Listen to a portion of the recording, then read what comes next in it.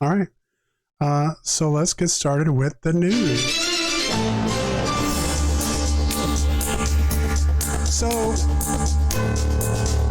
What kind of weird stuff's going on this week? yeah, there was quite a few things that were going on, and I just kind of picked the ones that interested me the most. So, story number one: AI robots could play future role as companions in care homes. Oh, So, AI and machine learning, there's a lot of ambiguity kind of between AI and machine learning. They're two different things, but the term AI has kind of become something that they've used even if something really isn't AI. mm-hmm. So it's been a hot topic because we're getting to a point where it looks like there are going to be at least some jobs to some extent that are replaced by AI. There probably already has been. A matter of Mm-hmm. fact, I don't know if I talked to you about this, Jenny, but we know that there's a writer's strike taking place right now. Yes. Or And are they using the AI bots to make well, TV written stuff? that's one of the things that they're asking for is Yikes. that the studios not be allowed to use AI. Oh, yeah, For, yeah. That would be a good idea. Yeah. um, and actually, the actors have joined them on that strike. So now the SAG, Yeah. the Actors Guild, has joined, and so actors aren't working right now either. Yeah. So you know, uh, So we can expect no good TV to come out for the no good next year. TV for the next year. Yeah, for sure. Yeah. If anybody remembers that one that happened back in what was it, like 2006 or 7 or something, Yeah. Something like that. it ruined a lot of good It TV. did. But One we were watching. Yes. so we can just hope for the best here. Yeah. So anyway, AI robots could play a future role as companions in care homes. Nadine, a social robot powered by artificial intelligence with human-like gestures and expressions, could have an important future role to play in tending to the sick and elderly, according to a professor who helped invent it. Nadia Magninate Tallman, a robot expert from the University of Geneva, who served as the model for Nadine's dark brown eyes and auburn hair, said Nadine and robots like it could prove more effective than human carers. I don't know if they're more effective.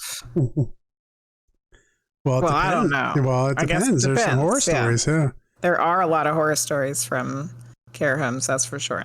So Nadine, has time 24 hours a day. The others have no time, Tallman said. She was speaking on the sidelines of a conference organized by the International Telecommunications Union in Geneva to make the case for AI and robots helping to reach global goals such as health.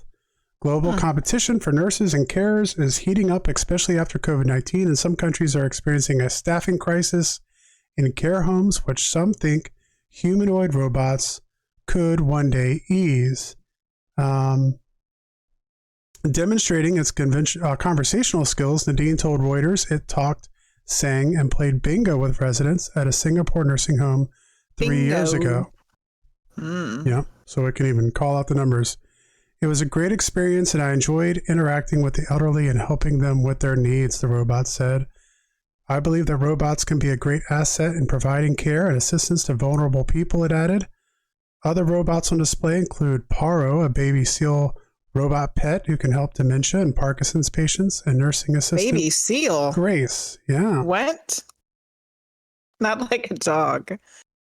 Made a baby seal? Good Lord. What? Last week, Nadine was upgraded with AI model GPT-3, and this has improved her interaction and conversation skills, Tallman said, meaning it can express more complex concepts. Referring to Tallman, Nadine said, I'm very grateful for her for giving me life, and I'm proud to be her creation. Wow. Interesting. So I can see pros and cons of that. Yeah, I mean, AI is coming. I don't know if we're seeing real AI yet. I think we're seeing a prototype of it. And it's going to replace some things. It's just a matter of what we let it replace. Hoaxers just mentioning the AI dating. AI dating is a big thing right now. Yeah. Yikes. Yeah. Yeah. it's real. I mean, you can go and, you have a AI on the phone that asks you how your day was and Yeah. wants to listen to Mr. Weirdcast what's going is going to on. replace all of us. Going to replace all of us. Skynet is on its way. Yeah. Story number 2. Okay. Non-human intelligence. Schumer proposes stunning new UFO legislation. So we talked about Senator Marco Rubio last week. In the last episode, Jenny, and you weren't here. We had. I did listen to it afterwards. Yes, and we had Priestess of Wonderland, Allison, on as the co-host, and it was awesome having her here. Mm-hmm. And I'm hoping, not that I don't want you to be here, but if you have to step away, I'm hoping we can have her back on as a co-host again. Okay. Yes, she did a lovely job. Yeah, so we talked about that, and we talked about things that are going on in the Senate with the UAP, UFO, semi-fake disclosure, or whatever the heck is going on there. But Senate Majority Leader Chuck Schumer, along with a bipartisan group of 5 other senators, so making up Republicans and Democrats, introduced extraordinary legislation on July 13th, suggesting that the U.S. government or private contractors may secretly possess recovered UFOs and, quote, biological evidence of living or deceased non-human intelligence, end quote. Yikes.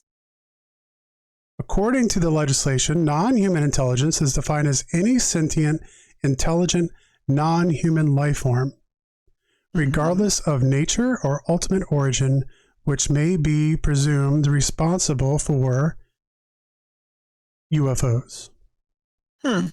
Given the decades-long stigma associated with UFO topic, such stunning language is not included in bipartisan congressional legislation on a mere whim, let alone proposed by the Senate's top lawmaker.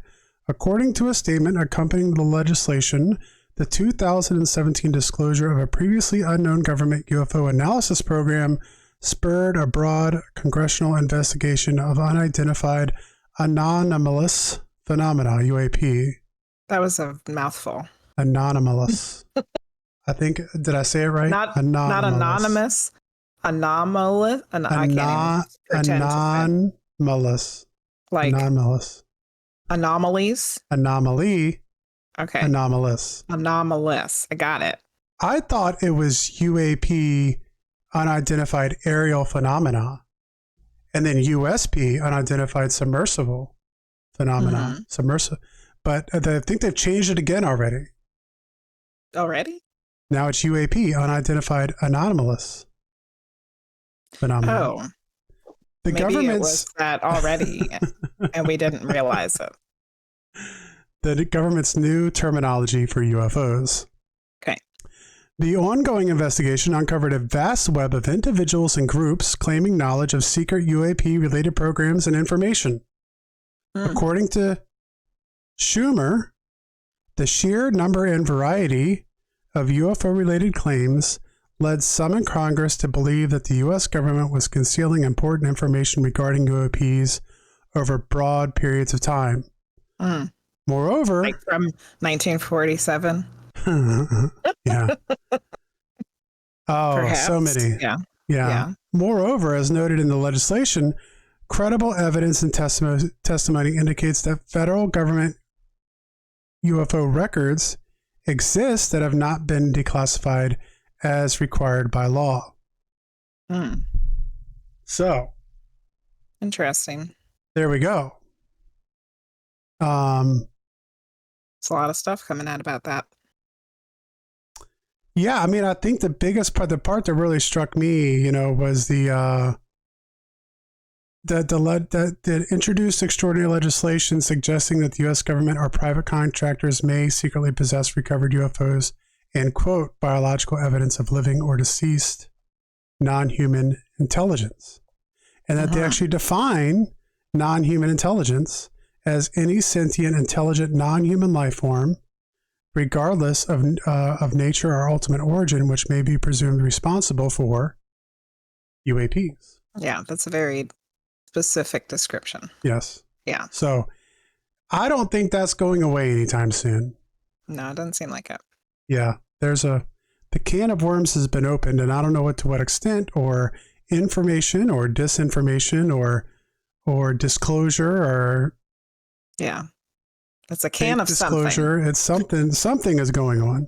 Something is going on. A can of something. Yes. And I would love to have someone that is abreast of this and involved to come on and talk about it for sure.